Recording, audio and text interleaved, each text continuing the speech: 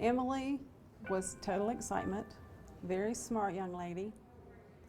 Graduated from college with 3 degrees, loved speaking Spanish, loved the beach, loved Naples, Florida. On a Thursday afternoon, about 7, she went jogging and was hit in the middle of a crosswalk by a driver. And she passed away before our flight arrived. I'll never forget, the sun was shining, it was beautiful, but there was just cold air. And the chimes, no other noise was around, but those chimes were just going crazy.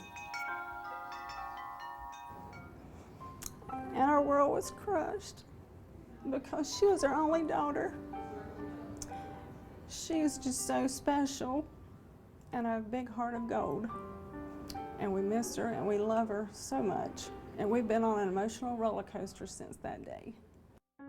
I worked as an emergency room nurse. I worked as a nurse for 30 years and I contracted just a minor flu virus that attacked and destroyed my heart over the course of 3.5, almost 4 years. March 22nd, 2007 I had taken a real rapid decline and I was in and out of the hospital every week. I was like a 70, 80-year-old lady. I suffered from heart failure. My fingers and my toes were blue and I just looked and felt terrible and I knew that I was dying.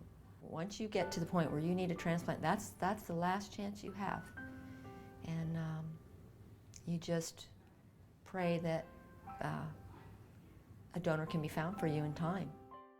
From the day she was born until she was taken away from us, she was just a beautiful person. And she was so involved with so many activities. She was such a giving person. And I'm so glad that Martha said yes when they said donate her organs. Because today, and Emily's gone, but she's still giving. She gives every day.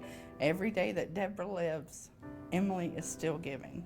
I was just daydreaming about what it would be like when that phone call came, and I wasn't even thinking about myself. I was just random thoughts about, wow, what would that be like when the phone rings, and how am I going to feel, and the phone rang.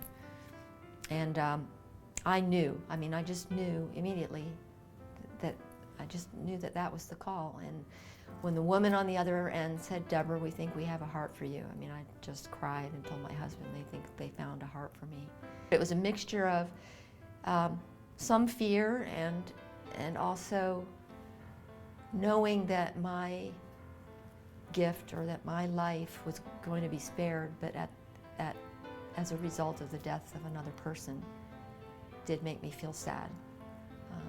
I felt sad for her family, or felt sad for somebody's loss, but through their gift, they saved my life. The first anniversary, some flowers arrived at our home. And I thought, well, who are these from? They were signed by Debbie, and I knew several Debbies, but I didn't know the last name. So when we got our heads together, we found out that was her heart recipient. And she sent some sunshine our way, and we appreciate that so much. And since then, she's been a total blessing. I said, Martha, are you ready for Debbie? Are you ready to see Debbie? And she said, yeah, I'm ready.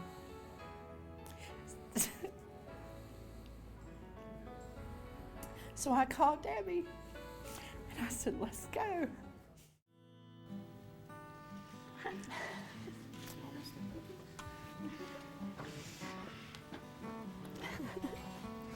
I want to hug her tight, very tight. I want to hear my daughter's heartbeat.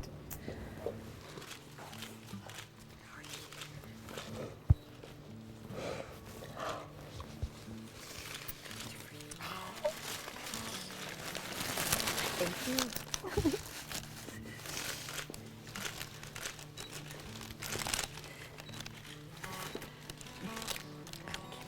Finally meeting. Isn't that great? Thank you. Thank you. Thank you. You're absolutely beautiful. But we want to stress to people that They need to know about organ donation, and they need to know the good part of organ donation, because there's been so much joy. Although Emily is not here, we still feel all the joy there is to feel. And it's a blessing to me to know that my niece's heart is still here. It's still pumping. It's still walking around today. And that's a joy. It's been 2 years since I've heard my daughter's heartbeat. Want me to find it Please. first? Let me find it for you.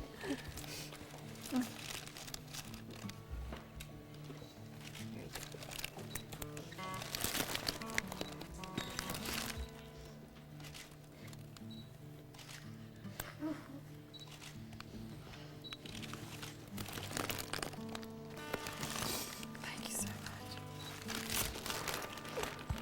I feel like I've been given another gift.